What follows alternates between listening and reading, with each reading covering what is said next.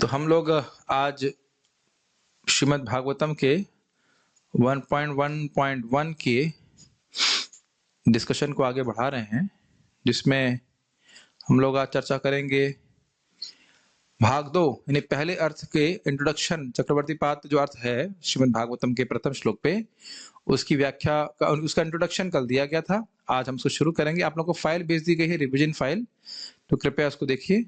एक बार उसको हम देख लेते हैं। रिविजन वीसीटी मतलब विश्वनाथ चक्रवर्ती ठाकुर 1.1.1 पार्ट 1। उपादान कारण का अर्थ होता है जिससे कोई वस्तु बनती है। निमित्त कारण जिसकी मदद से वस्तु बनती है, इंस्ट्रूमेंटल कारण, कॉज।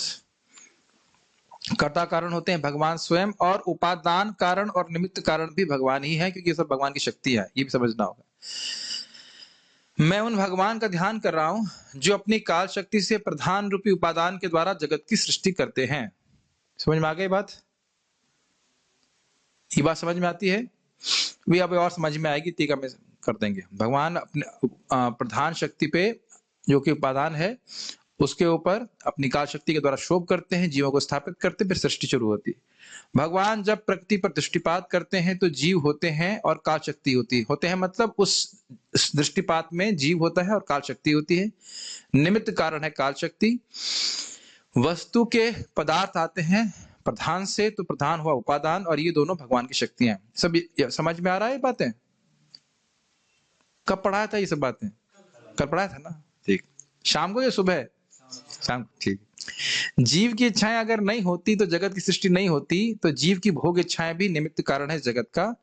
हमारी भोग इच्छा है, इस कारण से शरीर मन प्राप्त हुआ। ऐसा नहीं कि कुछ जीवों को पकड़ा, हाँ चलो भाई कुछ लोग जेल भरनी है तो चलो भेज दो इनको, ऐसा नहीं होता है। कुछ महात्मा होते हैं जो बहुत अच्छा कार्य करते हैं, इसलिए वो जेल में जाते हैं। तो जेल में जाने के ईंट पत्थर जो हो गया वो जेल का उपादान कारण हो गया। उस चलाने वाले लोग जो हो गए वह सरकार की इच्छा, कह लीजिए सरकार का आदेश हो गया। और इसमें जीव भी हैं जो महात्मा हैं, जो पाप करते हैं, अपराध करते हैं, उनको जेल में डाला जाता है। तो हम लोग की भोग इच्छा है, इसलिए जगत की सृष्टि हुई और इस कारण से हम लोग यहाँ पे। तो यह भी एक निमित्त है इस जगत की सृष्टि का। ये समझना कोई कठिन तो नहीं लगता, मुझे लगता है इसमें कोई मुश्किल बात तो नहीं है। पहले व्याख्या की गई थी मृग मरीचिका के उदाहरण के द्वारा कि जगत अवास्तविक होते हुए भी वास्तविक प्रतीत होता है। मृग मरीचिका जानते हैं, मेराज वाला। अब ये कहां किसने उदाहरण दिया था? श्रीधर स्वामी पाद ने। यहां पर बोल रहे हैं कि भगवान का स्वरूप है तो वास्तविक, लेकिन अवास्तविक जैसा लगता है।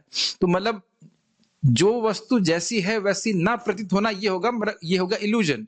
तो पहले क्या हो रहा था? मोह के कारण जो वस्तु अवास्तविक है वो वास्तविक लग रही है, और अब क्या है? मोह के कारण जो वस्तु वास्तविक है वो अवास्तविक लग रही है। यानी कृष्ण का स्वरूप चिन्मय है, आध्यात्मिक है, लेकिन कैसा लग रहा है? मटेरियल जैसा लग रहा है। ये अर्थ यहाँ पे थोड़ा सा अलग लिया गया था। जगत परख नहीं होना चाहिए, वो कोई बात नहीं, वो समझ नहीं पाएंगे। जगत परख, परख का मतलब होता है, परख को कैसे समझाएंगे? अब कुछ संस्कृत हिंदी के शब्द ऐसे ही समझाने चाहिए। परख मीन्स उस, अगर जगत का अर्थ लिया जाए इस तरह से, जगत परख व्याख्या में जगत अवास्तविक है लेकिन सत्य जैसा लगता है।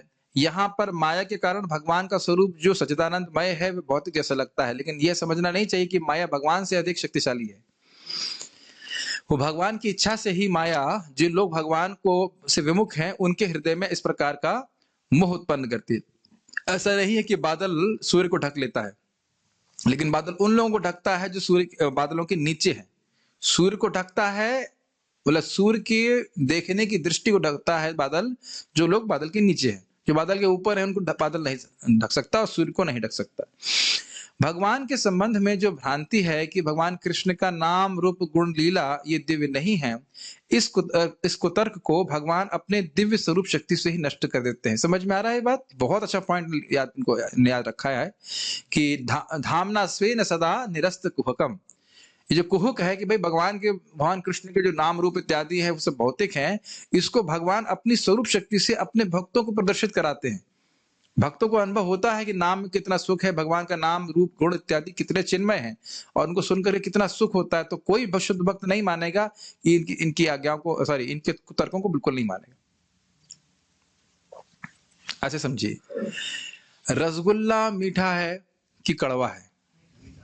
कोई इसमें तर्क कर सकता है? अब आप कह रहे हो बिल्कुल नहीं। लेकिन जिसको जॉइंडिस हो गया है उसको समझा सकते हैं कि रसगुल्ला मीठा होता है? हाँ, तो लेकिन फिर मतलब जितनी भी मीमांसा है वो तभी तक है जब तक व्यक्ति को साक्षात रसगुल्ले का स्वाद अनुभव नहीं हो रहा है। ये जितना जितना सब मीमांसा होती है ना, नाम नाम और नामी में भेद है, ये वो है नहीं है, जो कुछ लोग बोलते हैं अरे भाई राम राम करने से था ना राम आएंगे, जैसे आम आम करने से आम नहीं आता, ये सब कुतर्क है। लेकिन जब भक्ति कर रहा है व्यक्ति, शास्त्र तो सुनता ही है, भक्ति करके खुद का जो अनुभव हो गया तो अब वो ना, कोई तुम बकवास कर रहे हो, फालतू बात बोल रहे हो, हम तुम्हारी बात नहीं सुनेंगे। हम जानते हैं भक्त को जो 3 लाख नाम जप करते हैं, मैंने सिर्फ कौतूहल पूछा, बहुत कुतूहलवश पूछा, प्रभु जी कैसे समझें कि भगवान का नाम भगवान से भिन्न है? तो बड़ा केवल 2 शब्द बोले, बेशक। अब समझ में आया? बस इतना ही बोले, बेशक। बेशक मतलब बिना किसी संदेह के। अब वह अपने साक्षात्कार से बोल रहे हैं इस बात को। हम लोग को भी अनुभव थोड़ा थोड़ा तो होता है, नाम में सुख मिलता है तो लगता है कि भाई कोई अलग वस्तु है, लेकिन अब जो रोज 3 लाख नाम जप कर रहा है बिना किसी प्रसिद्धि के, इच्छा की, कुछ भी ऐसे नहीं, बिल्कुल अच्छे, बहुत अच्छे डिवोटी हैं, जानते हैं इनको। कभी कभी आते हैं यहाँ पे रामकृष्ण प्रभु, इस्कॉन के डिवोटी, लेकिन वो भजन में ही अब्सॉर्ब हो गए। मैं व्यक्तिगत रूप से देखा, वैसे एक जगह बैठ जाएंगे 6 घंटे तक बस हरि नाम करते रहते, दुनिया से कोई मतलब ही नहीं उनको। तो ऐसे बहुत अच्छे एडवांस डिवोटी, तो उन्होंने क्या बोला, बेशक, मतलब आपको इनको अनुभूत भी हो गया। तो अपने भक्तों को इस प्रकार का अनुभव देख करके सभी को तर्क अपने संबंध में भगवान नष्ट करते हैं। धामना स्वेन सदा निरस्त हुकम सत्यम परम धीमहि। भगवान का स्वरूप अचिंत है, उनके माधुर्य का अनुभव अभक्त नहीं कर सकते। इसकी व्याख्या तो हम लोग ने भी करी दी। चंडिस से व्यक्ति पीड़ित होता है वह मिठा नहीं अनुभव कर पाता। विश्वनाथ चक्रवर्ती ठाकुर एक महान गौड़ीय वैष्णव आचार्य हुए। श्रीला में श्री बड़ा होना चाहिए, कोई बात नहीं। श्रीला रूप गोस्वामी पाद ही स्वयं विश्वनाथ चक्रवर्ती ठाकुर जी के रूप में आए थे। तो मैं सोच रहा था कि मुझे एटलीस्ट विश्वनाथ चक्रवर्ती ठाकुर जी की कोई क्या कहते हैं, उनके चरणों में कोई प्रार्थना, मुझे संस्कृत में नहीं पता है, लेकिन हम लोग श्रीला रूप गोस्वामी की प्रार्थना कर लेते हैं। तो वही अभी तक अगर किसी भक्त को पता हो जो श्रवण कर रहे हो तो जरूर मुझे भेज दीजिएगा, मैं जरूर बोलना चाहूंगा। इस उनका आश्रय लेना चाहेंगे, जब हम आश्रय तो ले ही रहे लेकिन व्यक्त भी करना चाहेंगे, अगर आपको प्रार्थना पता हो विश्वनाथ चक्रवर्ती ठाकुर जी के संबंध में, जैसे आचार्यों की होती है ना, जरूर कोई ना कोई लिखा होगा, मुझे नहीं पता, लेकिन रूप गोस्वामी जी को प्रार्थना करना है तो वही व्यक्ति आए हैं, तो कोई हम भेद नहीं देख रहे। मेघ है श्रीमन चैतन्य महाप्रभु, अपनी कृपा सुधा की बारिश की, उससे नदी का निर्माण किया जिसमें भक्त आनंद ले रहे हैं, जैसे हाथी जल क्रीड़ा में आनंद लेते हैं। ठीक है, लेता है। कृष्ण श्याम वर्ण के हैं, लेकिन जब श्रीमन चैतन्य महाप्रभु के रूप में आए तो स्वर्णिम आभा से युक्त होकर आए, श्रीमती राधा रानी के भाव को लेकर आए, इसी कारण श्याम वर्ण से गौर वर्ण हो गए हैं। और फिर आगे दिया गया था, जिस प्रकार बादल काला होता है लेकिन विद्युत से चमक जाता है, उसी प्रकार से भगवान, मेरा मन काला है, मेरा मन रूपी आकाश काला है, अंधकार से युक्त है, आप अपनी स्वर्णिम प्रकाश से इसको आलोकित कर दें ताकि मैं श्रीमद् भागवत के अर्थ का आस्वादन कर सकूं। बहुत सुंदर रूप से रिवाइजरी नोट्स बनाए, वेरी हैप्पी। श्रीमन महाप्रभु कहते हैं कि जब तक कोई व्यक्ति पागल नहीं होता कृष्ण प्रेम में, तो वह भागवतम को नहीं समझ सकता। भक्त्या तो भागवता ग्राह्या, न तो मेधया न तो टीकया। भगवान की भक्ति के द्वारा भागवत को ग्रहण किया जाता है, न बुद्धि से न काल्पनिक टीका से। तो टीका का मतलब था कि जो अपने मनगढ़ंत तरीके से टीका लिखते हैं उसको नहीं, लेकिन आचार्यों की टीका पढ़ करके हम समझ सकते हैं। प्रभुपाद जी का आज्ञा आप देखे थे ना, एंड में तात्पर्य में लिखे थे कि जो गंभीर छात्र है उसी से पढ़ना चाहिए। और देखिए भगवान की असीमित कृपा है कि परम पूज्य भानु महाराज ने इसको संस्कृत से इंग्लिश में कर दिया है, और भक्तों का कृपा है कि कुछ हो रहा है तो हम लोग उसको इंग्लिश से हिंदी में करने का प्रयास भी कर रहे हैं, तो जो हिंदी भाषी लोग हैं वह भी इसको समझ सकेंगे। ये सब अर्थ भगवान भागवत के जगत के सामने आना चाहिए। मैं एक वक्त से बोल रहा था कि हम ऐसा प्रोडक्ट लॉन्च कर रहे हैं जो मार्केट में कोई नहीं प्रस्तुत किया है। आचार्यों की टीका लाइन बाय लाइन कोई पढ़ाया हुआ ऐसा कोई है नहीं, आपको कहीं नहीं मिलेंगे। तो भगवान से प्रार्थना है कि इस प्रोडक्ट को हम पूरा कर सकें। मतलब बुक फॉर्म में तो प्रभु महाराज जी किए ही हैं, लेकिन हम चाहेंगे कि उसको ऑडियो फॉर्म में भी सबके सामने कर सकें, ताकि वो लोग आस्वादन कर सकें भागवत के अर्थों का। हम लोग क्या कर रहे हैं, हम तो खाली जो है उसको पढ़ दे रहे हैं बस, लेकिन बहुत अच्छा आपको लगेगा। भगवान के अलावा कोई दूसरा परम सत्य नहीं है, अद्वैत है वो। श्रीमद् भागवतम शाश्वत है। आध्यात्मिक जगत में भगवान के भक्त हमेशा से रह रहे हैं, अनादिकाल से रह रहे हैं, अनंत काल तक रहेंगे, और उनके बीच शाश्वत प्रेम का आदान प्रदान हो रहा है। मैं उन भगवान की शरण ले रहा हूं जो श्रीमद् भागवत के रूप में प्रस्तुत हुए हैं। ये चक्रवर्ती पाद जिस प्रकार से बोल रहे हैं, बड़ी नम्रता से श्रील विश्वनाथ चक्रवर्ती ठाकुर पूर्ववर्ती आचार्यों का आश्रय लेकर टीका लिख रहे हैं। इसमें हमने क्या सीखा था कि ये कभी नहीं सोचना चाहिए कि मैं पूर्ववर्ती आचार्यों से महान हो जाऊंगा, कुछ नया अर्थ ले लूं जो वो प्रकाशित नहीं कर पाए, ऐसा तो नहीं है, ऐसा नहीं बोलना चाहिए। जो भी अर्थ है उनके अनुगत्य में ही लिखा जाएगा। श्रीमद् भागवतम को इन 3 वस्तुओं से उपमा दी जा रही है। की होना चाहिए, कोई बात नहीं। आप लोग ग्रामेटिकल एरर्स को छोड़ दीजिएगा, सारग्राही है, अर्थ पकड़ लीजिएगा। भक्त ने बड़ी मेहनत करके उसे लिखा है, जल्दी जल्दी भी लिखा है, हो सकता है कुछ ग्रामेटिकल एरर हो जाए। कल्प वृक्ष क्योंकि सारी इच्छाओं को पूर्ण करने वाला है, धर्म अर्थ काम मोक्ष भगवत प्रेम सब श्रीमद् भागवतम दे सकता है। दीपक क्योंकि तमो के अंधकार में जो जीव है, तम के अंधकार में जीव है, उनके लिए अध्यात्म दीप का कार्य करता है। इसका समझते हैं अर्थ कि मेरा क्या धर्म है, भगवान कौन है, मुझे कैसे प्राप्ति करनी है, हम इसके संबंध में अंधकार में है, ये सब कुछ श्रीमद् भागवत में समझ में आ जाता है। सूर्य से कर रहे हैं क्योंकि जब भगवान कृष्ण अपने धाम को चले गए तो कलयुग से जिनकी दृष्टि नष्ट हो चुकी है उनके लिए पुराण सूर्य के समान है, जिससे वे धर्म के बारे में जान सकेंगे। उसके बाद 3 प्रकार के लोगों के लिए कहेंगे पूरी क्लास रिवीजन में हो जाएगी क्या? नहीं, अच्छा है, पढ़ लेंगे तो बैकअप रहेगा। जो लोग कल नहीं भी आ पाए तो आज समझ सकते हैं। 3 प्रकार के लोगों के लिए 3 प्रकार के शास्त्र बताए गए। रजोगुणी लोगों के लिए रजोगुणी शिक्षा देने वाले शास्त्र, तमोगुणी लोगों के लिए तमोगुणी शिक्षा देने वाले शास्त्र और सतोगुणी लोगों के लिए सतोगुणी शिक्षा देने वाले शास्त्र। जिस प्रकार पहरेदार खजाने की रक्षा करता है, उस प्रकार से अगर शास्त्रों का सही सही अर्थ हो तो हृदय उससे संतुष्ट होता है, नहीं तो अगर सही अर्थ रूपी पहरेदार ना हो तो हृदय की संतुष्टि चली जाती है। ये सब याद समझ में आ रहा है ना? फटाफट ब्रशअप कर लेते हैं तो आसानी रहेगी समझने में। पहरेदार हैं शास्त्रों के सही अर्थ जो जीव को संतुष्टि प्रदान करने वाले हैं। पहरेदार सो गए मतलब सच्चा अर्थ बताने वाले लोग नहीं रहे और चोरों की तरह लोगों ने शास्त्रों का गलत अर्थ बताना शुरू कर दिया कि जीवन का उद्देश्य यही है कि कर्म कांड करो, यज्ञ करो, स्वर्ग की प्राप्ति करो और भोग इत्यादि करो। नारद जी व्यासदेव को बोल रहे हैं कि जीव नियम पालन नहीं करेंगे क्योंकि भोग के भाग को ग्रहण करेंगे, जैसे बकरे को यज्ञ के लिए नहीं अपनी इंद्रिय तृप्ति के लिए खाने के लिए काटना शुरू कर देंगे। सब याद आ रहा है? सब हम कल पढ़े थे। शास्त्रों का अर्थ लुप्त हुआ जैसे धर्म लुप्त होता है और भगवान अवतरित होते हैं जब धर्म लुप्त होता है। इसलिए शास्त्र का वह अर्थ जो जीव को सुखी करे वह लुप्त होने लगा। तो श्रीमद् भागवत रूपी पुराण जो भगवान से भिन्न है प्रकट हो गया ताकि सच्चे धर्म की स्थापना हो सके। I am very grateful the devotees doing this very nice revision. Almost like सारे पॉइंट्स जो हमने कल पढ़े थे 1 घंटे के, उन्हें फटाफट 5 मिनट में रिवाइज कर दिया और उनको भी इससे निश्चित रूप से लाभ हो रहा होगा, तो बहुत अच्छा लगा। अब हम लोग पढ़ते हैं। फाइल को खोलता हूं।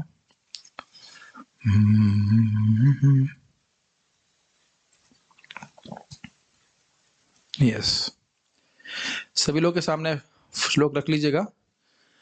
पहले श्लोक बोलते हैं, ओम नमो भगवते वासुदेवाय। 2 बार श्लोक को बोलेंगे सब लोग साथ में। आवाज आ रही है क्या? जी पता नहीं आ रही।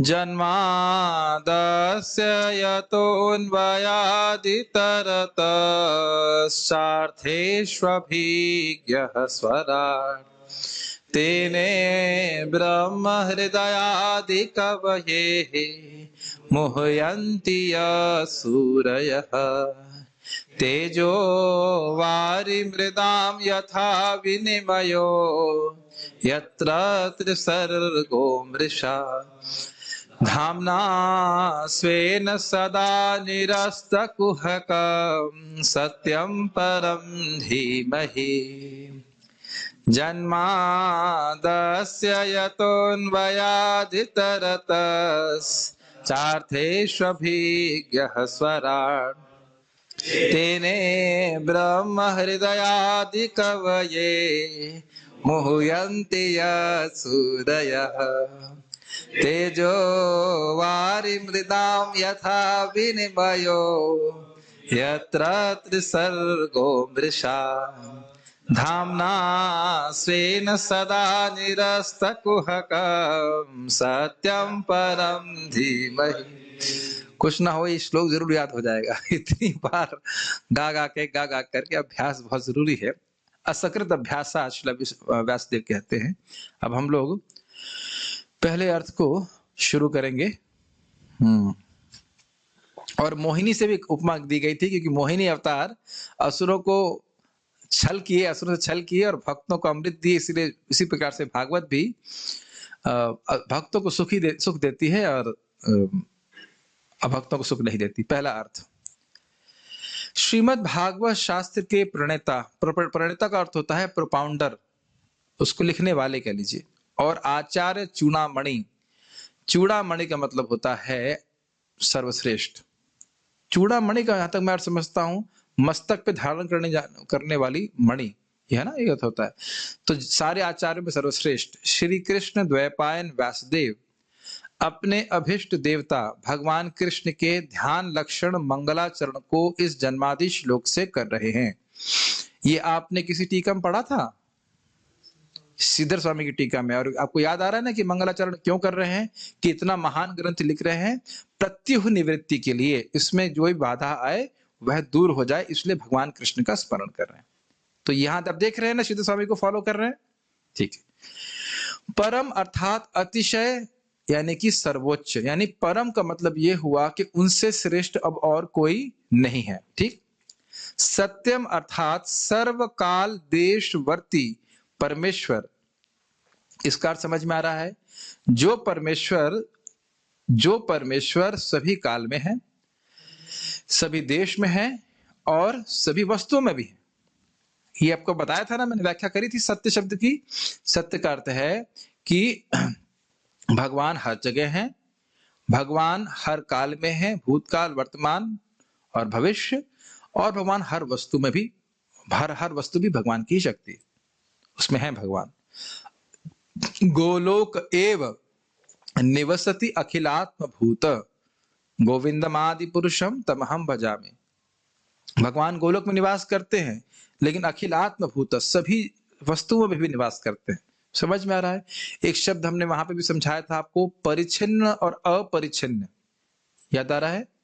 परिच्छिन्न मीन्स लिमिटेड। जैसे आप यहाँ बैठे हैं तो मंदिर में नहीं बैठे हैं। जैसे मान लीजिए कोई व्यक्ति कहे, मैं कहूँ अरे तुम मंगल आरती क्यों नहीं गए, मान लो किसी व्यक्ति को बोलता हूँ, नहीं नहीं प्रभु जी मैं तो मंगल आरती में ही हूँ, मैं वहां भी हूँ और यहाँ भी हूँ, ऐसा बोल सकते हैं? नहीं, ऐसा नहीं बोल सकते। तो इसलिए लेकिन भगवान ऑल्टर में है कि नहीं? बिल्कुल है, और यहाँ पे भी है कि नहीं, और हर जगह है कि नहीं? ये बात भगवान की अपरिचिन्नता, unlimitedness. Krishna is unlimited through space, he is everywhere, and Krishna is unlimited in time, he is on all times। जिस स्वरूप में अभी आप हैं, नाम भूल गया आपका, नाम क्या प्रभु जी? कार्तिक प्रभु। जिस स्वरूप में अभी आप दिख रहे हो, क्या जन्म के पहले भी इसी स्वरूप में थे? क्या मैं जन्म के पहले इस स्वरूप में था? नहीं। तो आप समझ रहे हैं हम लोग लिमिटेड हैं टाइम यानी कि काल और समय से। तो भगवान इस प्रकार के सत्य हैं जो हर समय हर जगह व्याप्त है, ठीक है? ओके। वर्ती मतलब एग्जिस्ट करने वाले, विराजमान रहने वाले। धीमहि का अर्थ है हम सब ध्यान करते हैं। कुछ बातें आपको कॉमन मिलेंगी जो हमने श्रीधर स्वामी की टीका में रखा हुआ था, उसको थोड़ा और एक्सपैंड करेंगे, उसको जरा विचार करिएगा। धीमहि यह बहुवचन शब्द है। बहुवचन मतलब बहुत सारे लोगों के लिए प्रयोग करें। जैसे हम लोग, मैं यहां बोल रहा हूं, ये क्या है? एक वचन। आप सब लोग, हम सब लोग यहां कथा सुन रहे हैं, ये क्या है? बहुवचन, ठीक? यस। इसलिए समझा दे रहा हूं, हो सकता है बहुवचन भी नहीं समझ में आया, बहु मतलब कभी कभी ऐसा हो सकता है। वैसे हिंदी जानने वाले को समझते हैं बहुवचन के साथ। यह बहुवचन शब्द है और इसलिए इसका यहाँ प्रयोग इसलिए हुआ है क्योंकि श्रील व्यासदेव काल और देश की परंपरा से प्राप्त सभी जीवों को अपने में अंगीकृत कर रहे हैं और इस प्रकार उनको भगवान पर ध्यान करने की शिक्षा दे रहे हैं। वहां पे था धीमहि बहुवचनम, धीमहि शब्द ध्याये बहु शिष्य अभिप्रायम, श्रीधर स्वामी बोल रहे थे यहाँ पे कि यहाँ पे बहुत सारे शिष्यों को बोलते हैं। अब इसको ये और स्पष्ट कर रहा है, इसका अर्थ क्या है? श्रीला व्यासदेव जी के शिष्य वही लोग नहीं है जो व्यासदेव जी सामने सुन रहे थे। हम सब लोग श्रीला व्यासदेव जी के शिष्य हैं। कैसे? परंपरा से प्राप्त। हम परंपरा से केवल प्रभुपाद जी को ही प्राप्त नहीं कर रहे हैं, प्रभुपाद की कृपा से, परंपरा से हमारे सारे गुरु जितने भी पूर्ववर्ती आचार्य वो सब हमारे शिक्षक गुरु हैं। क्या इस समय हम श्रील व्यासदेव जी से सुन रहे हैं कि नहीं सुन रहे हैं? आप समझ में आई बात? तो क्या हम श्रील व्यासदेव जी के शिक्षक डिसाइपल हुए कि नहीं हुए? क्या उनके दीक्षा डिसाइपल हो सकते हैं कि नहीं हो सकते हैं? नहीं हो सकते हैं। दीक्षा आप व्यासदेव जी से नहीं ले सकते हैं, व्यासदेव जी के प्रतिनिधि से लेते हैं। ऋत्विक नहीं है हम लोग। अरे कोई प्योर डिवोटी नहीं है, मैं तो हिमालय में जाकर के व्यासदेव जी से दीक्षा लेकर के आऊंगा। तो खैर ऐसी बात नहीं है, तो आप समझ रहे हैं मेरी बात। शिक्षा डिसाइपल, जैसे यहाँ पे हम स्पष्ट रूप से देख रहे हैं, उनकी शिक्षा को हम ग्रहण कर रहे हैं, तो कह रहे हैं जितने भी शिक्षा से, मतलब जितने भी शिष्य आएंगे भविष्य में, उन सबको बोल रहे हैं कि बेटा मेरे शिष्यों, हम सब लोग भगवान का ध्यान करें। देखो जैसे मैं भगवान का अवतार होते हुए भी भगवान कृष्ण पर ध्यान कर रहा हूं, फिर तुम लोगों को कितना करना चाहिए? अभी ये विचार करने वाली बात है ना। वो तो स्वयं भगवान के अवतार हैं, उनके संकल्प में कौन बाधा डाल सकता है? लेकिन वह भी प्रत्युह निवृत्ति, प्रत्युह मीन्स ऑब्स्टेकल्स के रिमूवल के लिए। Now you are able to understand English? हाँ, तो प्रत्युह की निवृत्ति के लिए, प्रत्युह निवृत्ति मीन्स रिमूवल ऑफ ऑब्स्टेकल्स, प्रत्युह निवृत्ति, रिमूवल ऑफ ऑब्स्टेकल्स। तो वो वह भी भगवान कृष्ण का ध्यान कर रहे हैं, तो हमें कितना ध्यान करना चाहिए भगवान का? Make sense? और ये भी आपने गीता में सुना था ना, मच्चित्तः सर्व दुर्गाणि मत प्रसादा तरिष्यति। चित्त मुझ में रखोगे तो सारी कठिनाइयों से पार हो जाओगे। यहां से एक और बात आप सीखेंगे, यहाँ अभिधेय तत्व भी समझ में आ रहा है। धीमहि शब्द का अर्थ है हम कुछ करेंगे। धीमहि का मतलब होना ना ध्यान करेंगे, तो अभिधेय मतलब कुछ करना। लेकिन किस पे कर रहे हैं? भगवान कृष्ण का ध्यान करना। ध्यान का ये भी समझ लेना चाहिए, श्रवणम कीर्तनम स्मरण इत्यादि। श्रवणम कीर्तनम होगा तभी स्मरण होगा। तो ये सारा अभिधेय का प्रोसेस भी व्यासदेव बता रहे हैं कि तुमको भगवान का ध्यान करना चाहिए। हम सब लोगों को भगवान का ध्यान करना चाहिए।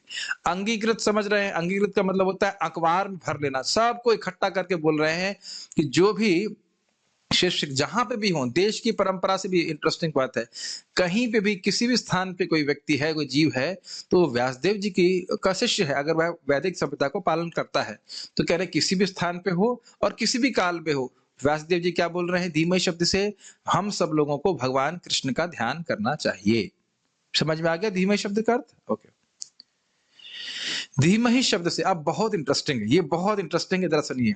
अब यहाँ पे कई बार चक्रवर्ती पाद यहां समझाएंगे कि जो हमने प्रभुपाद जी के तात्पर्य में सुना था, श्रीमद् भागवतम वेदांत सूत्र की स्वाभाविक प्राकृतिक टीका है। सुना था ना आपने? It is a natural commentary on Vedanta Sutra. तो वह वेदांत सूत्र के श्लोकों को लेकर के सिखाएंगे कि किस प्रकार से टीका है। ये बहुत रोचक है, थोड़ा दिमाग लगाएंगे समझ में आ जाएगा। धीमहि शब्द से वेदांत सूत्र के अथातो ब्रह्म जिज्ञासा इंगित होता है, क्योंकि जिज्ञासा का फल ध्यान होता है। अब ये बहुत रुचिकर है, अगर आप थोड़ा ध्यानपूर्वक देखिए। देखिए, आपके पास फोन नहीं है बात?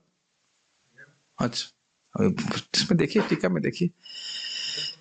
अथा तो ब्रह्म जिज्ञासा का अर्थ है अथ, अब मैंने मानव जीवन प्राप्त किया है तो मुझे ब्रह्म की जिज्ञासा करनी चाहिए।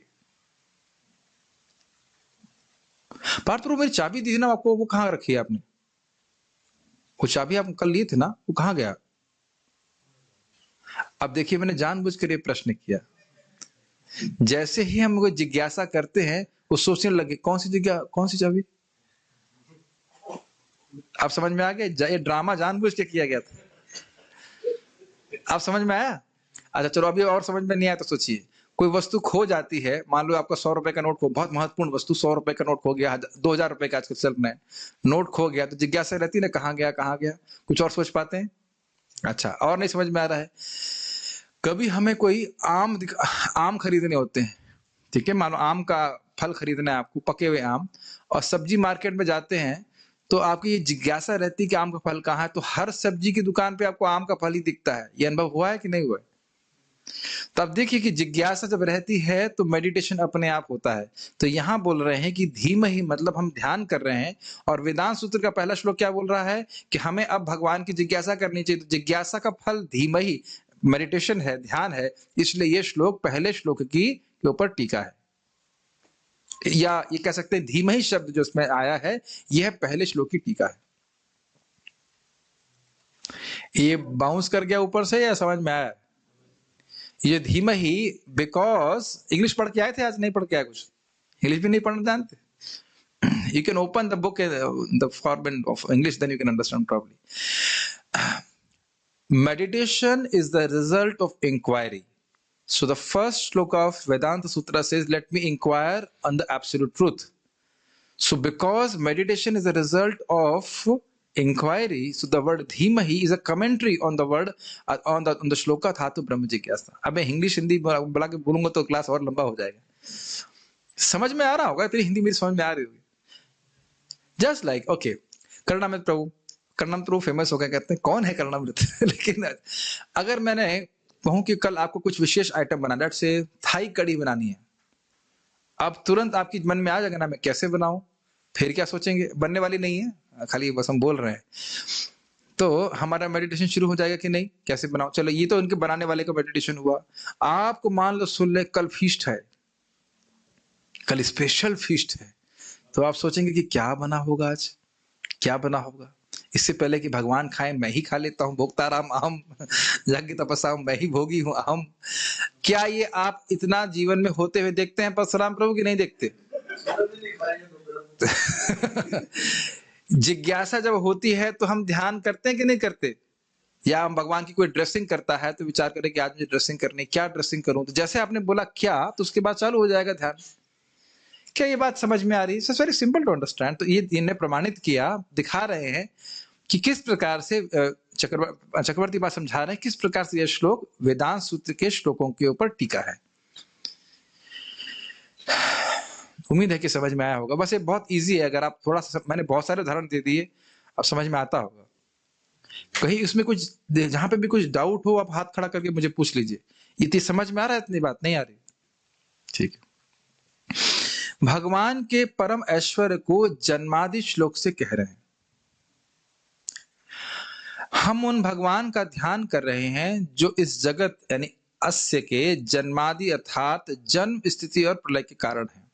अब देखिए ये बात तो आप जानते थे, लेकिन इस लाइन को आपने शायद नहीं सोचा होगा. भगवान के परम ऐश्वर्य को जन्मादि श्लोक से कह रहे हैं, इसका अर्थ क्या है. परम ऐश्वर्य है भगवान का, यह जन्मादि शब्द से सूचित होता है, क्योंकि जगत कितना विशाल है.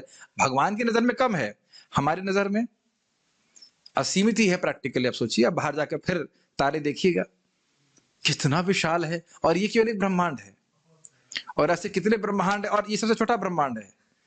ये सबसे छोटा ब्रह्मांड है, और ऐसा एक ब्रह्मांड है, और ऐसे कितने कितने ब्रह्मांड हैं. और वह भगवान केवल अपनी श्वास प्रश्वास से उनका जन्म करते हैं. श्वास मतलब छोड़ना, मतलब जन्म, और प्रश्वास मतलब खींचना, ये हुआ ना. तो भगवान का ये सिंपल कपाल भाती प्राणायाम है, बस भगवान बड़े आराम से लेते हैं.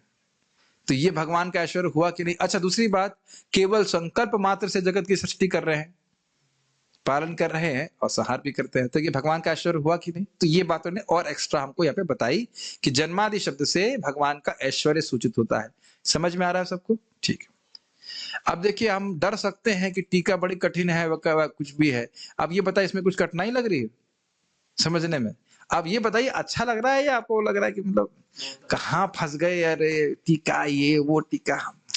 हम तो बस टीका लगाते हैं, काला टीका यहाँ पे नजर से बचने के लिए, और तो टीका जानते नहीं, लेकिन बहुत रुचिकर है. अब प्रश्न आ सकता है कि तब क्या आप काल का ध्यान कर रहे हैं जो ये सब करता है.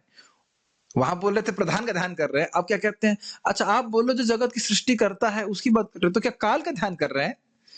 नहीं, भगवान ही इस जगत के कारण हैं, क्योंकि वे ही उपादान और निमित्त कारण हैं, और यह अन्वयात इतरतश्च शब्द से इंगित होता है. समझ में आ रहा है. उपादान कारण और निमित्त कारण. उपादान कारण था प्रधान और निमित्त कारण था काल. उपादान कारण का मतलब फिर से रिपीट कर दे रहा हूं, उपादान कारण मतलब जिससे कोई वस्तु बनी होती है, जैसे कि ये माइक लोहे से इत्यादि से बना हुआ है. और निमित्त कारण मतलब जिस इंस्ट्रूमेंट के द्वारा इसको बनाया गया है. ठीक है. जैसे सब्जी, पनीर की सब्जी में उपादान हो गया पनीर और टमाटर इत्यादि, और जो खुंटी और अग्नि वो सब जो है निमित्त कारण हो, उनके द्वारा वह पनीर की सब्जी बनती है. अब इससे अधिक हम नहीं समझा सकते. पनीर का एग्जाम्पल भी समझ में आता तो क्या किया जाएगा, है कि नहीं. आप रोज खाने पीने की बात करते हो तो हमारी जिज्ञासा वहीं चली जाती है, हमारा ध्यान धीमई, हम सब लोग पनीर सब्जी का ध्यान करें, ये तो आसान हो जाता है, लेकिन भगवान का ध्यान करना मुश्किल हो रहा है. तो उपादान निमित्त समझ में आ रहा है, और उसको वह अभी उसको वो भी करेंगे, कोटेशन देंगे उसका. अन्वयात इतरतः, अन्वय और इसका विपरीत। देखिए इतर का मतलब होता है अलग, तो अन्वय मतलब अन्वय सीधा, और यहां बोल रहे हैं इतर का मतलब विपरीत। अन्वय मतलब प्लस और इतर का मतलब विपरीत मतलब नेगेटिव, उसका उल्टा का अर्थ हो सकता है अन्वय व्यतिरेक। व्यतिरेक मतलब अपोजिट। ये कार्य करना चाहिए, ये कार्य नहीं करना चाहिए। तो नहीं करना का मतलब हो गया व्यतिरेक, और अन्वय मतलब ये करना, सीधा सीधा अर्थ। जो कारण अन्वय और कार्य व्यतिरेक को इंगित करता है। भगवान जगत के संबंध में भगवान पृथ्वी के समान हैं, जो उपादान कारण के रूप में अपने कार्य घड़े में व्याप्त है, और घड़ा कार्य के रूप में अपने उपादान कारण पृथ्वी में है। तो अन्वय व्यतिरेक यह इंगित करता है कि भगवान इस जगत के उपादान कारण हैं। तो समझने का प्रयास कीजिए। अन्वयात इतरतश्च शब्द देख रहे हैं आप, तो उसमें अन्वय का अर्थ हुआ कि भगवान इस जगत के उपादान कारण हैं, प्रधान, और उस प्रधान से ही सारा जगत आता है, और जगत प्रधान का कार्य है। कार्य मतलब effect, cause is Pradhan and effect is this world, जो आप इस जगत को देख रहे हैं। तो अन्वय का अर्थ हो गया कारण, और इतर का अर्थ हो गया कार्य। कारण और कार्य समझ में आ रहा है कि नहीं आ रहा है? जैसे मैं कहूं कि मिट्टी है कारण और घड़े हैं कार्य। अब समझ में आ रहा है?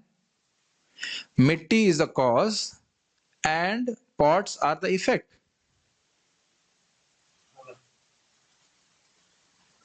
आटा कारण है, रोटी कार्य है। अब समझ में आ रहा है? जो लोग इस कार्य को करते हैं समझ में आ रहा होगा। हाँ,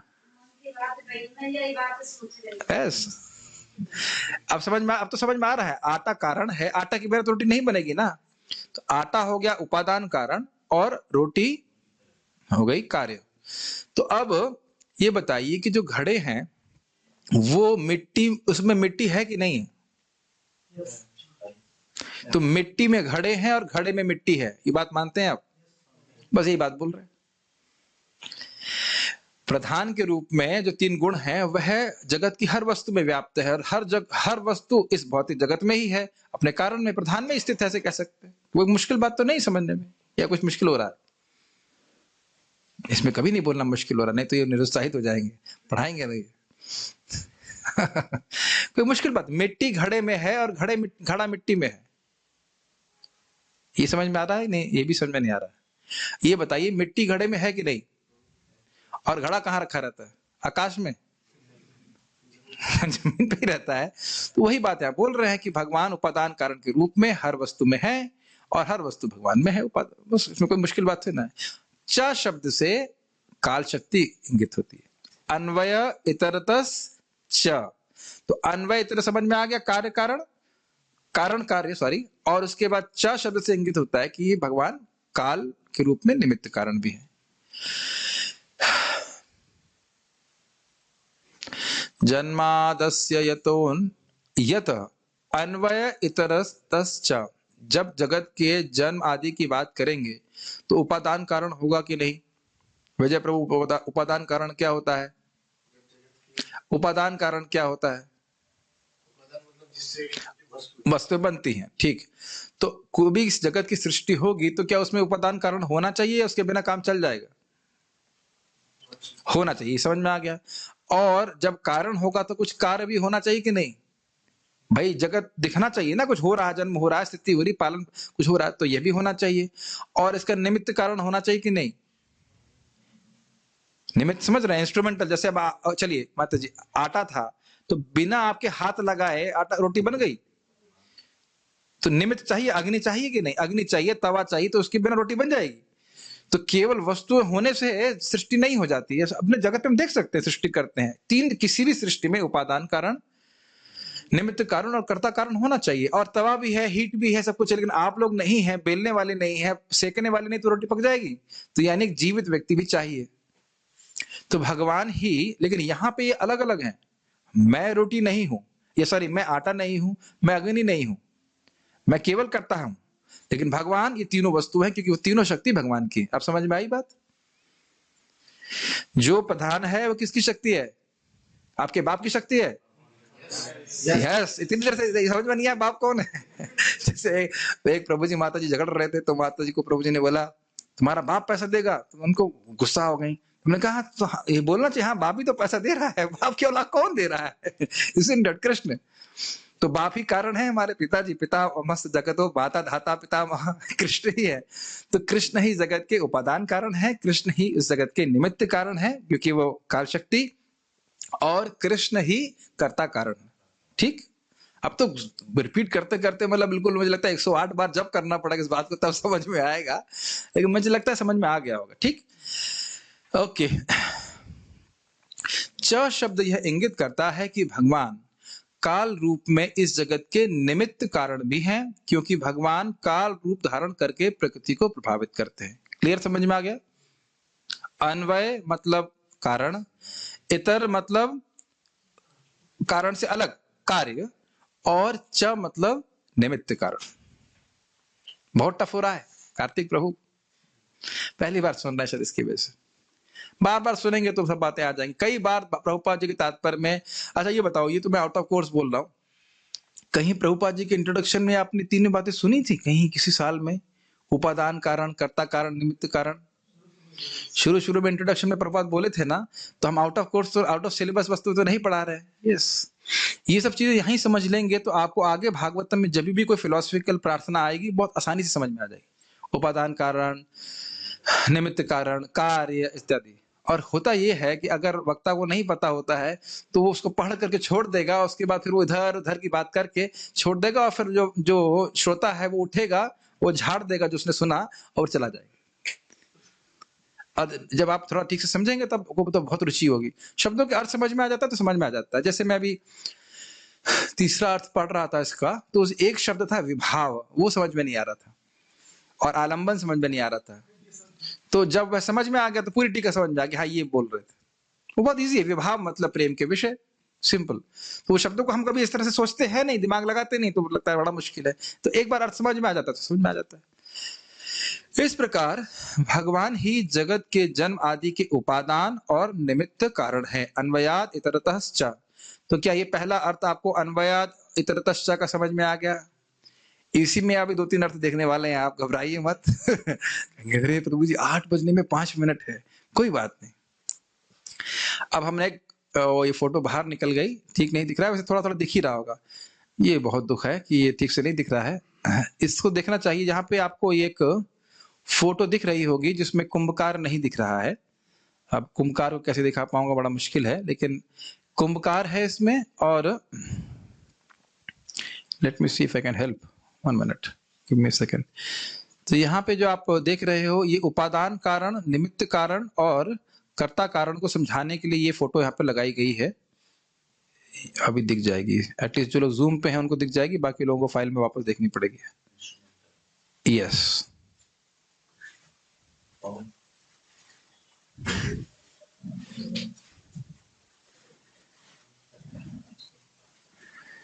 एक सेकंड दीजिए को।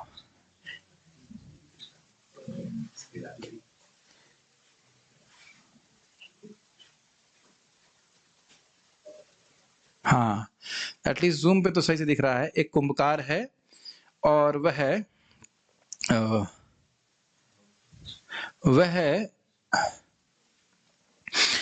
घड़े बना रहा है। जो उसका चाक है वो चाक है निमित्त कारण। चाक समझते हैं, जो घुमाते हैं, और जो मिट्टी है वो उपादान कारण, और वह स्वयं है कर्ता कारण। ठीक है, अब तो समझ में आ गया होगा, इतने बुद्धू हो ना आप लोग। या अन्वय का अर्थ है प्रवेश। अब देखिए, एक अर्थ लिया था ना अन्वय और इतरश्च का, अब दूसरा अर्थ ले रहे हैं। अन्वय का अर्थ है प्रवेश। प्रवेश समझते हैं, जैसे आप यहाँ पे प्रवेश किए हैं, तो यह इंगित करता है, इंगित मतलब इंडिकेट करता है कि भगवान ही इस जगत के उद्भव और प्रलय के कारण है। उद्भव मतलब सृष्टि और प्रलय के कारण है, क्योंकि प्रलय में सब कुछ भगवान में प्रवेश कर जाता है। कितना सुंदर अर्थ है कि नहीं? अन्वय मीन्स एंटरिंग। तो क्योंकि इस जगत में प्रलय के बाद भगवान में सब कुछ प्रवेश कर जाता है, इसलिए अन्वय का ये भी अर्थ ले रहे हैं। मतलब ये शब्द क्या कहें, सुख सुख लग रहा है कि नहीं, कितना सुंदर अर्थ ले रहे हैं, क्योंकि भगवान में सब कुछ प्रवेश कर जाता है और अन्वय का अर्थ है प्रवेश, तो भगवान कारण है। प्रलय के समय सारे ब्रह्मांड भगवान में प्रवेश कर जाते हैं और सृष्टि के समय फिर उनसे प्रकट हो जाते हैं। ये तो स्पष्ट समझ में आ रहा है भाई, जब प्रवेश कर रहे हैं तो जन्म का मतलब वो उनसे आ भी रहे हैं, क्लियर है। इतरतः का अर्थ है सर्ग और उसके विभाग। इसका अर्थ यह है कि भगवान इस संपूर्ण जगत के अधिष्ठान कारण भी हैं, जैसे जल पृथ्वी का अधिष्ठान है और अग्नि जल का अधिष्ठान है। इसलिए भगवान वह व्यक्ति हैं जिनसे सृष्टि स्थिति और प्रलय होता है, क्योंकि सभी कुछ उनमें ही स्थित है अन्वयात, और सर्ग के समय सब कुछ उनके बाहर है परंतु उन पर ही आधारित है इतरतः। इसको समझाने का प्रयास करता हूं। देखिए, सृष्टि के क्रम में मिथ्यांकार तक आ जाइए, प्रधान, प्रधान के बाद महतत्व, महतत्व पे काल शक्ति, महतत्व पे और मिथ्यांकार जगत प्रकट होता है और उस मिथ्यांकार के 3 विभाजन हो जाते। तो तमोगुणी अहंकार पे जब काल शक्ति कार्य करती है और तो वह भौतिक वस्तुओं की सृष्टि करता है। सबसे पहले होता है आकाश तत्व, ये मैंने सृष्टि तत्व में समझाया था। अब आकाश पे आ जाइए, उसकी पहली बात भूल भी जाए तो आकाश पे जब काल शक्ति कार्य करती है तो उससे किसकी सृष्टि होती है, वायु की। तो वायु का आधार हो गया ना आकाश, आधार मीन्स सपोर्ट, या जिसके ऊपर सृष्टि हो रही है। और वायु, हाँ बेस, और वायु आकाश से अलग है, दिख रहा है। तो इतर शब्द का मतलब होता है अलग, जैसे ये माउस मुझसे अलग है, ये समझ रहे ना। तो उसी प्रकार से वायु आकाश पे आधारित है और वायु आकाश से अलग है। ये समझ में आई सृष्टि के समय। फिर उसके बाद वायु पे जब काल शक्ति कार्य करती है तो क्या बात आता है, अग्नि। तो अग्नि वायु से अलग है कि नहीं, लेकिन उसका आधार क्या है, वायु। अग्नि से आया जल, और अग्नि और जल तो आप देखिए ना बिल्कुल अलग वस्तु हैं, लेकिन अग्नि जल का आधार है और जल उससे इतर है, अलग है। समझ में आ रहा है, ये बहुत हैवी हो रहा है प्रोसेसर हमारा। Processor is too delicate to digest all the processes that are being uploaded on it. ये सब कभी सुनते नहीं हैं हम लोग, इसलिए नहीं समझ पा रहे हैं। अगर थोड़ा विचार करेंगे तो बहुत अच्छा समझ में आ रहा है। अच्छा, उसके बाद जल से क्या आता है, पृथ्वी। तो पृथ्वी का आधार हो गया जल। तो आप देख सकते हो जब प्रलय होती है तो क्या होती है, पृथ्वी अपने गुणों को छोड़ करके जल में प्रवेश करती है, जल अपने गुणों को छोड़ करके अग्नि में, अग्नि को छोड़ अपने गुणों को छोड़ करके वायु में, वायु अपने गुणों को छोड़ करके आकाश में, आकाश फिर अव्यक्त में मिल जाता है। तो यहां बोल रहे हैं अन्वय का अर्थ हुआ प्रवेश। तो यानी कि प्रलय के समय आप देख रहे हैं जिस प्रकार से पृथ्वी जल में प्रवेश कर रही है, तो उसी प्रकार से भगवान में जगत प्रवेश कर जाता है और भगवान से आता है। यह हो गया अन्वय का अर्थ, ठीक। और इतर का अर्थ की सृष्टि जब हो रही है, जब सृष्टि हो रही है, इसे या कह सकते हैं पालन की स्थिति में ये जगत भगवान के ऊपर आधारित है लेकिन भगवान से अलग है।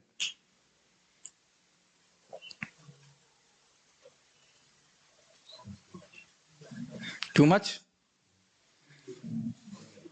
प्रभु जी, सर पे बाल तो ऐसे छिला लिए हमने, अब सर कैसे खुजाए, हम समझ नहीं आ रहा है क्या क्या भूल रहे हैं आप। लग तो रहा है कुछ हिंदी जैसा, आज नहीं समझ में आ रहा है, लेकिन अगर आप इसको दोबारा पढ़ेंगे, थोड़ा विचार करेंगे तो ये सब बातें बिल्कुल समझ में आने लग जाएंगी। थोड़ी सी मेहनत कीजिए, लेकिन इसी मेहनत के लिए हमारा मानव जीवन है। इससे पहले कि मैं आगे जाऊं, क्यों भाई जूम के डिवोटीज, आप लोगों को सबको समझ में आ रहा है ये सब? ओके, OHT, OHT मतलब होता है ओवर हेड ट्रांसमिशन। ऊपर से चला गया, क्या बोल रहे हैं। इतना बात विश्वास कर लेना कि ये जो प्रोफेशनल भागवत हो रही है ये बिल्कुल धोखा हो रहा है। हम लोग कितने अभी कहेंगे 7 दिन में, क्या मैं, आप बताइए, क्या पहला श्लोक भी समझा सकता हूं ठीक से? और कोई कहे कि हम 7 दिन में पूरी भागवत कर देंगे, तो इसलिए इसमें कोई दिक्कत नहीं है, ठीक है। कभी नहीं सोचना चाहिए कि हम लोग इस प्रकार से 7 दिन में भागवत करेंगे। भागवत सप्ताह नहीं, भागवत विवाह की बात कर रहे हैं। पूरा जीवन भागवतों को समर्पित हमने करना है, और थोड़ा थोड़ा करके समझेंगे। भाई जो आज आपने पढ़ा है, बच्चों को बोलते बेटा जो पढ़ के आते हो वो रिवाइज कर लेना, लेकिन जब खुद पे आती है तो हम ना रिवाइज कर रहे हैं। हम तो सब व्यासदेव जी के शिष्य हैं, सब ध्यान करते हैं, मंगल आरती के बाद जो जप करते हैं, यही तो प्रभु जी हम जब याद कर रहे हैं जो आपने तात्पर्य में पढ़ाया है, अन्वय तरस तो इससे पहले कि हम आगे जाएं, जरा सा हम रिवाइज कर लेते हैं। पहला जो अन्वय और इतर का अर्थ क्या था कि भगवान इस जगत के अन्वय मतलब उपादान कारण है, और इतर मतलब वही उसके कार्य के रूप में है, और च मतलब वह काल शक्ति के रूप में निमित्त कारण है। ये यहाँ क्या सीखा? अन्वय का अर्थ है प्रवेश, और प्रवेश का पूरा जगत भगवान में प्रलय के बाद प्रवेश करता है और उसी के उनसे ही आता है, ये अर्थ हुआ अन्वय का। और इतर का मतलब हुआ सृष्टि में भगवान पे आधारित रहता है और लेकिन भगवान से अलग दिखता है। जैसे जल से अग्नि अलग, और जल अग्नि का आधार, अग्नि जल का आधार होती है। अब तो समझ में आ गया होगा, नहीं समझ में आया तो कोई बात नहीं, प्रसादम फिर भी मिलेगा, घबराओ मत। ठीक है, ठीक है, ये तो समझ में आ गया। अब तीसरा अर्थ, अरे प्रभु जी नहीं, रस्सी लाओ रस्सी लाओ। या तो इनको टांग देते या हम टांग जाते हैं। अरे भाई इतने अर्थ हम नहीं समझना चाहते हैं, लेकिन है बहुत रुचिकर। अब ये है, समझिए इसका अर्थ क्या होता है। देखिए, संस्कृत में एक होता है पद्यांश और दूसरा होता है गद्यांश। पद्य और गद्य, कोई जानता है पद्य और गद्य? पांडे जी जानते हैं और प्रेम कृष्ण प्रभु जानते हैं, माता जी आप भी जानती हैं। तो पद्य में क्या होता है? जैसे धर्म क्षेत्रे कुरुक्षेत्रे संवेता युयुत्सवः मामकः पांडवाश्चैव किमकुर्वत संजय। ये पद्य है कि गद्य है? ये पद्य है। अब अगर इसको अन्वय किया जाएगा तो क्रम से रखा जाएगा, हे संजय धर्म क्षेत्रे, ऐसे करके बोला जाएगा। नहीं, जैसे मैं अभी गद्य में बोल रहा हूं कि पद्य में बोल रहा हूं? गद्य में। मेरे सेंटेंस एक क्रम में, लॉजिकल क्रम में चल रहे हैं, लेकिन कविता अलग तरह से होती। तो आप समझते हो अन्वय मतलब, मुझे याद है एक डिवोटी ने बहुत अच्छे से बताया था, शब्दों का तर्कपूर्ण क्रम, इसको अन्वय कहते हैं। क्या कहते हैं अन्वय को? शब्दों का तर्कपूर्ण क्रम। तो क्रम को आचार्य जी ने पकड़ लिया। अन्वय का मतलब क्रम, तो अब क्रम को पकड़ रहे हैं, इसलिए आप बोल रहे हैं या अन्वय का अर्थ होता है क्रम। आप समझ में आया कि अन्वय का अर्थ क्रम क्यों होता है? जैसे कविता में कोई शब्द आगे पीछे हो सकता है, लेकिन अन्वय में उसको सेट कर दिया जाता है ताकि वह उन शब्दों का तर्कपूर्ण क्रम हो जाए। अरे कुछ तो संस्कृत पढ़ लिए होते, 8वीं तक तो पढ़ लिए होते तो समझ में आता है कि नहीं? कोई नहीं पढ़ा है यहाँ पे 8वीं तक भी संस्कृत? नहीं भाई, 10वीं तक पढ़े हैं, स्कूल में थी नहीं। यही तो स्कूल के आजकल के बड़े अच्छे स्कूल है, 7-7 10-10 हजार रुपए फीस लेते और अच्छी चीज पढ़ाते नहीं, सुसंस्कृत नहीं करते। तो खैर चलो, अब आज आपको हम समझा रहे हैं, समझ में आ रहा होगा। अन्वय नहीं पढ़े आप लोग? ठीक। तो खैर अब यहां समझ लो अन्वय का क्रम, क्रम मतलब एक वस्तु उसके बाद दूसरी वस्तु उसके बाद तीसरी वस्तु, ये तो समझ में आता है क्रम का अर्थ। ठीक है, तो फिर यह अर्थ होगा कि भगवान ही इस जगत के जन्म स्थिति और, ये थोड़ा मेरे वर्ड की वजह से प्रॉब्लम हो गई है, लेकिन वैसे कोई खास मुश्किल नहीं है। इस जगत के जन्म स्थिति और प्रलय आदि के क्रम हैं। क्रम मतलब सीक्वेंस है। भगवान सृष्टि के समय अंतिम कारण के रूप में प्रवेश करते हैं, स्थिति के समय कर्मों का फल देने वाले के रूप में प्रवेश करते हैं, करने वाले के रूप में भगवान अंतिम कारण के रूप में प्रवेश करते हैं, और प्रलय के समय रुद्र के रूप में प्रवेश करते हैं। रुद्र के रूप में विनाशकर्ता के रूप में अंतिम कारण के रूप में भगवान इस जगत में प्रवेश करते हैं। ये कभी कभी वर्ड ऐसा प्रॉब्लम कर देता है, इसको मैं बहुत मुश्किल नहीं है, थोड़ा टाइपिंग एरर है, उसको मैं समझा देता हूं। देखिए, जब जगत में सृष्टि तो भगवान से होती है, इस सृष्टि होने के बाद भी, सारे देवताओं की और इंद्रिय विषयों की सृष्टि होने के बाद भी भगवान को इसमें प्रवेश करना पड़ता है, तब जाके सृष्टि चलायमान होती है, सृष्टि होती है। तो पहले सृष्टि के क्रम में पहली चीज मतलब जो अल्टीमेट कारण है वो भगवान कृष्ण है, भगवान विष्णु है। अब इस जगत में लोग कर्म कर रहे हैं, तो आप जानते हो कि भगवत गीता के अनुसार जगत के किसी भी कार्य में 5 कारण होते हैं। अधिष्ठानम तथा कर्ता, कर्णम च पृथक विधम, विविधाश्च पृथक चेष्टा, दैवम श्लोक भूल रहा हूं, लेकिन इसका अर्थ ये है, अधिष्ठानम तथा कर्ता, कर्णम च पृथक विधम, विविधाश्च पृथक चेष्टा, दैवम पंचमम, ऐसे करके बीच में शब्द भूल रहा हूं, दैवम चैवार्थ पंचमम, ऐसे करके है।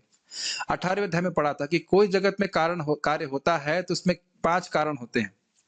अधिष्ठान हमारा शरीर, अधिष्ठानम च तथा कर्ता, कर्ता मतलब जीव, करणम मतलब इंद्रियां, और पृथक चेष्टा मतलब प्राणों की चेष्टाएं, प्राणों की क्रियाएं, और उसके बाद दैव यानी भगवान। तो अगर भगवान नहीं होंगे तो किसी कार्य का फल हमको प्राप्त नहीं होगा। तो ये बोल रहे हैं कि जब सृष्टि हो के समय सृष्टि हो गई, नेक्स्ट क्रम में क्या होगा? पालन। तो पालन में कुछ लोग कर्म कर रहे हैं कि नहीं? उन्हें कुछ फल चाहिए कि नहीं? तो फल देने वाले भी कौन है? भगवान ही है।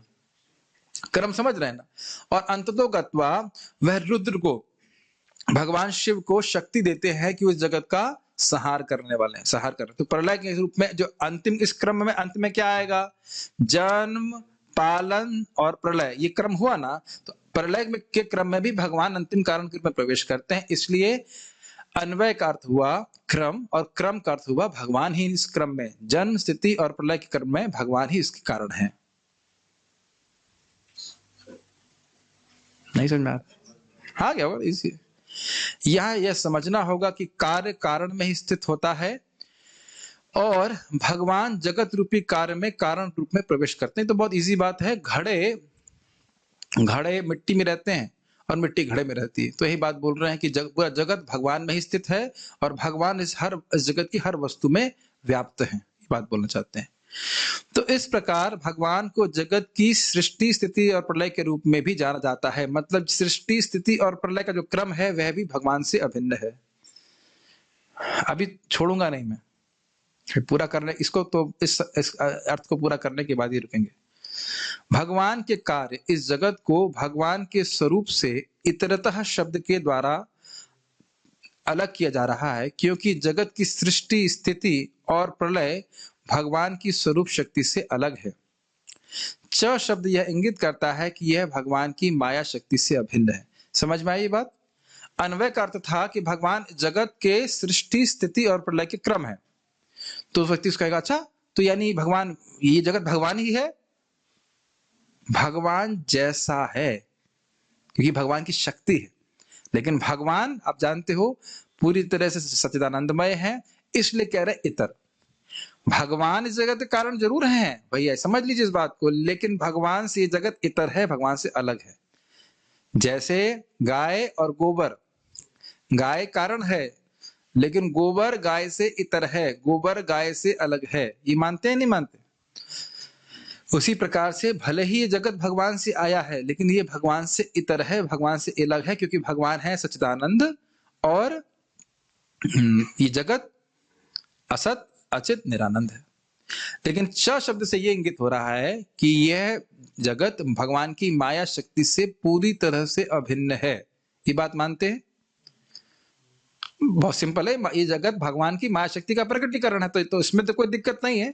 ये भगवान, च शब्द इंगित करता है कि भगवान की माया शक्ति से अभिन्न है। तो आप ये बता सकते हो कि मैं अभी तक जो हमने 3 अर्थ पढ़े वो किन शब्दों के अर्थ थे?